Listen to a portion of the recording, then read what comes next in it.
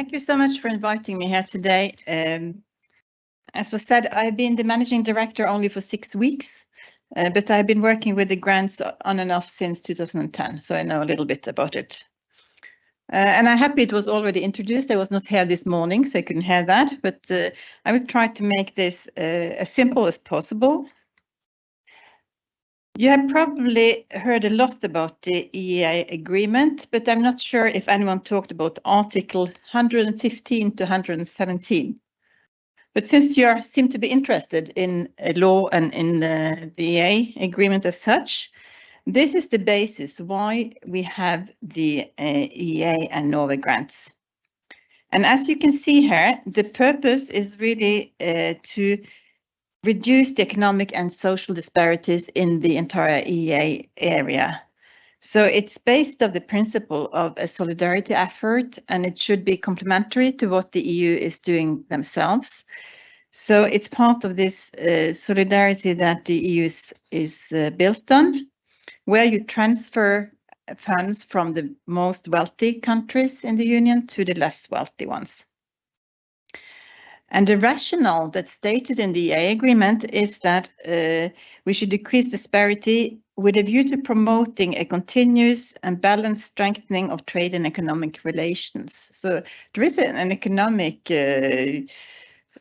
purpose here that this is for the good for everyone. And in the agreement, it also says something about the financial mechanism. How this is done in practice is that the 3 EEA-EFTA states now negotiate with the EU for a financial mechanism for a restricted period of time. And this started already back in 1994 with the EEA agreement, but at that time there were more countries on the donor side, because it was actually counting those who became members about that time. And there were very few beneficiary states. There were only 5. Can you hear me? Yes, I think that it's just this mic here that is causing. Okay, sorry. So there were only 5 countries receiving funds. It was actually Greece, Portugal, Spain, Ireland, and Northern Ireland. And it was channeled through the European Investment Bank. But in 2004, something happened. You had the EU enlargement. You have a lot of new countries coming in. And that changed completely the picture. And that was when they decided to establish a secretariat for the EEA and Norway grants, which the very instructive name FMO. But we are actually part of the EFTA secretariat. So as a further development of how this mechanism should be, there has been negotiated a series of protocols to the agreement, the Protocol 38, A, B, and C, and we are currently now negotiating D.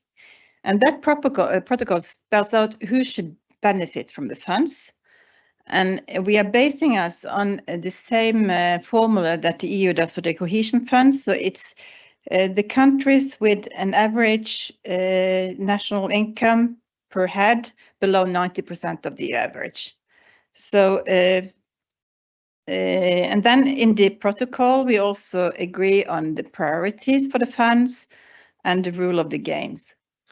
And there is the general rule is that we will align with the EU policies because this is seen as an additional effort to what the EU is doing themselves. But we have also managed to negotiate that there should be a bilateral objective, meaning that the funds should also promote strengthen the ties between the donor states and the beneficiary states. So currently, we are working with 15 beneficiary states, and this is changing from period to period because it depends on the economic development of these countries. So we had Spain previously that graduated and become too rich, so they left us in 2015. And we had Croatia joining in 2013 as the last EU member states, and we are looking forward to what will happen if there will be enlargement coming through. As you can see, the contributions have increased over the years from the 3 periods in 2004, but the last period that we are currently still in is 7 years, while the 2 others were 5 years. So that's why it seems to be a huge increase. The periods we are talking about is the years we are committing funds, but we are actually allowing for 3 or 4 years more for implementation. So we are still implementing this period called 2014-21. So that was why. And now a little bit about what the funds are. As I said, we then have these 2 equal important objectives.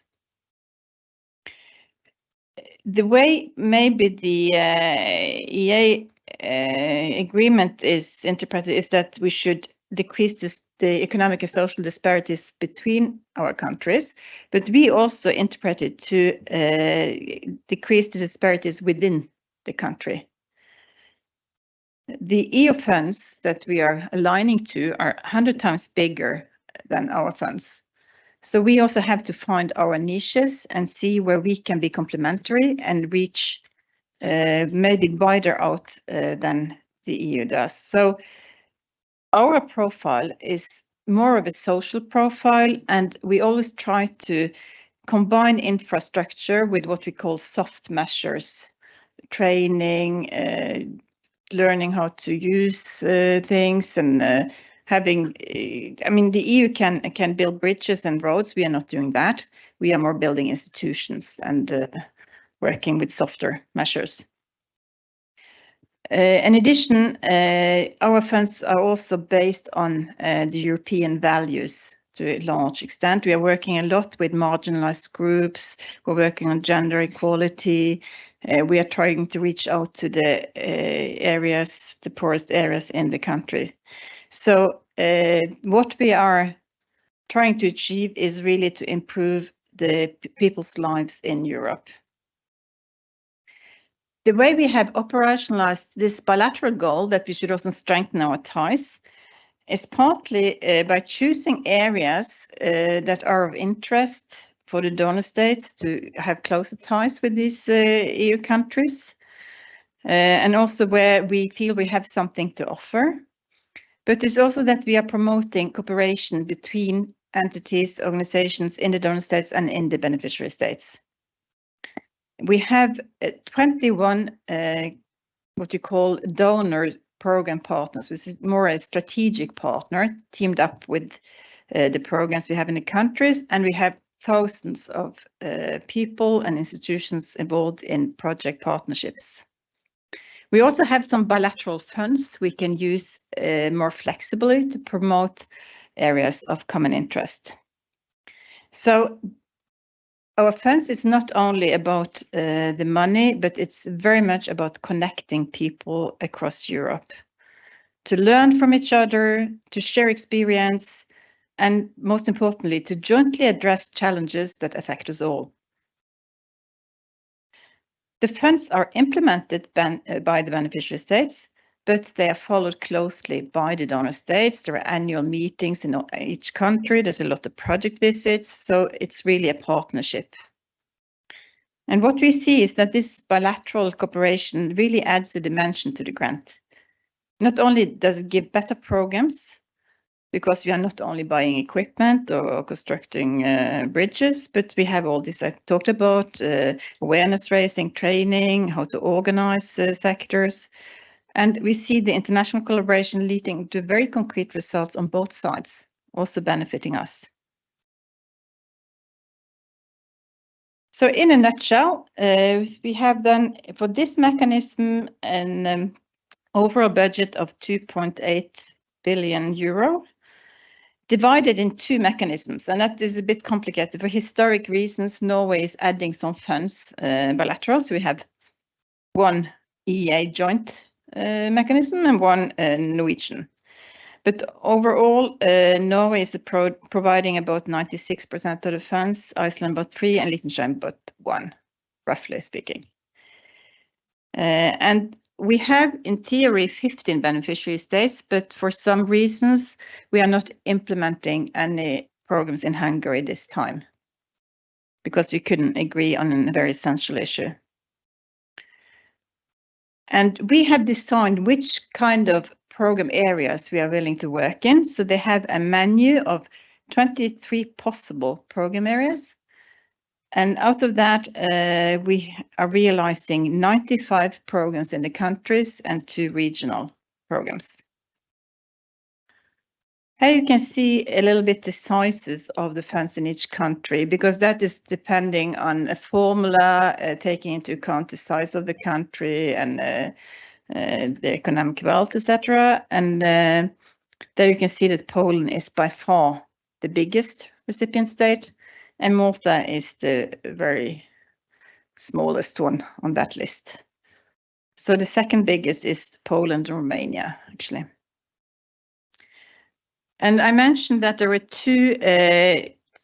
95 bilateral programs, but also 2 regional funds where you have a broader scope, where we can also collaborate between several countries, including countries outside the EU, having a common border with the EU country. The different program areas I talked about, they fall within 5 broad sectors. You can see it's a huge variation of themes we are working on. It's about research, businesses, education. It's about software programs, poverty, and social inclusion. Of course, we have important programs in environment and climate change. And we are working on culture, human rights, good governance, and maybe what is the most known is the support we are giving to civil society. We have mandatory civil society programs in each country, 10% of the total EEA grant. And we insist on having independent from government fund operators. So these funds are reaching the civil society without interference of governments. And since 2005, this has really been a lifeline for civil society in Central Europe, where very little other funding is available. But we also work in the justice sector. We have been having very interesting programs in combating violence against women, in the prison sector, to improve correctional services in Europe, in court administration to promote accountable and independent courts. And this is going a little bit wider than the EU cohesion funds that are more geared towards economic development. So it shows a little bit we have tried to find our niches where there were financing gap and where we thought we had something to offer, which are addressing a very important and crucial challenges in Europe. And this is just also an illustration of all the partners that are involved. These are the strategic partners. It's mostly public agencies from the 3 donor states, 18 from Norway and 2 from Iceland and 1 from Liechtenstein. And they have been during several periods working then very closely with counterparts in the countries, helping them to shape the programs and to implement it and to identify and mobilize partners from the donor states to take part in the projects. So here you can also see the wide variety because they're covering all the sectors I mentioned before. And then a few words about how we work. This is a bit technical, but it's just showing that we are not handing out the money from Brussels, from the Secretariat, but we are negotiating an agreement with each of the beneficiary states, what we call the MOU. And there we use the menu we have of the different program areas and decide in which programs should be implemented in which country. And based on an agreement of who should be involved, the countries then develop a proposal that we call a concept note, and the donors accept or do not accept it. So the donor states can have an influence on what is implemented, but once the program agreement has been signed, the implementation lies with the beneficiary states. So we have We have the possibility of shaping what we are going to fund, but it's the responsibility of the countries who know their needs. They can also see what are the funding gaps compared to what they receive of other funding. And so they are really in the driver's seat when it comes to implementation of the programs. And then mostly, once we have agreed, a program is a strategy. A program is a strategy on what you want to change, what you want to achieve. Then the main vehicle is to have open calls where people can apply for funding. And here you also have a wide spectrum from enterprises, research institutions, national public institutions, social partners, non-governmental organizations, and even we have individuals like individual artists.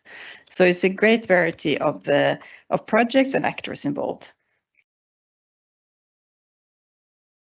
I just wanted to mention some examples to make it more concrete.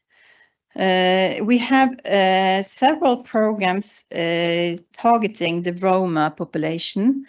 It's about 10 million Rome in Europe, and it's really one of the most marginalized groups in Europe, living outside the mainstream society. So in Romania, for instance, we have insisted that at least 10% of the allocation from the grants should go to improve the lives of the Roma population. And here it's just one project out of many projects where we are helping people who are more or less living on a landfill with no electricity, no water. And we have funded a social housing program where they can move to better houses and also be accompanied by a lot of social services to help this transition. Another project is just to show you the variety of programs. Here we have within the research programs, we have a lot of bilateral research programs where there is mandatory to work with research institutions from the donor states. And one of the objectives here is to be a stepping stone towards the Horizon Europe, where our beneficiary states are not always successful because the barrier is too high. I think the donor states are better in getting funding from the European funds. So this is using the rules of the Horizon and having funds which are a bit more easy to get access to, and it's then also a training arena for accessing the bigger funds, but it's also producing very valuable concrete results in the area of research. And here it's this is an example for a climate, Arctic Ocean, and research on marine life. So this is, of course, also new knowledge that is benefiting both sides. And the last example is within the program area of renewable energy and energy efficiency. This is just one example, which is a very simple project of changing streetlights, but which is leading to both the big energy savings, but also 818 tons of CO2 emission reduced. So even a very simple project like that is contributing to the bigger objective of energy efficiency and renewable energy. So if you're interested, we have a lot of resources you can explore further. We have a status report which is out on the web where you can click and go deeper and deeper into this material if you're interested. We have a fantastic data and resource portal where you will find all the projects. I think we have more than 6,600 projects. So here you can click and you can go in by country or theme or whatever and see who is working on what and what are the results they're achieving. And we have our webpage, of course, where you find everything. So I won't bother you too long today, but if you're interested, there are a lot of resources available. I just wanted to end by informing you we have this week an exhibition in the European Parliament we call Our Stories, where we showcase different project stories from different countries. And I wanted to show you a small video about one of the projects that's also in this exhibition to give you a flavor of how this is working in practice. So if Gunnar can help me.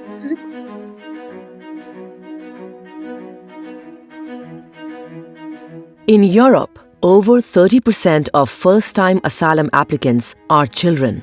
Whatever their situation, it is important that their learning is not interrupted or denied. Education is a universal right.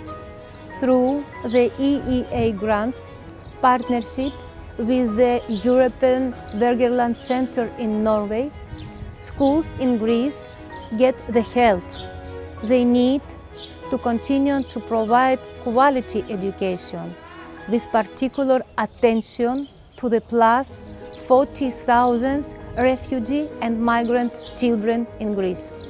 Schools for All project involves 70 schools in Greece, covering a variety of students with different needs. In our project, we collaborate with around 37 regional trainers who support the teachers of the schools to create a safe, democratic and inclusive learning environment. Through the project, we have created a 31 basic activities manual that schools can use by themselves.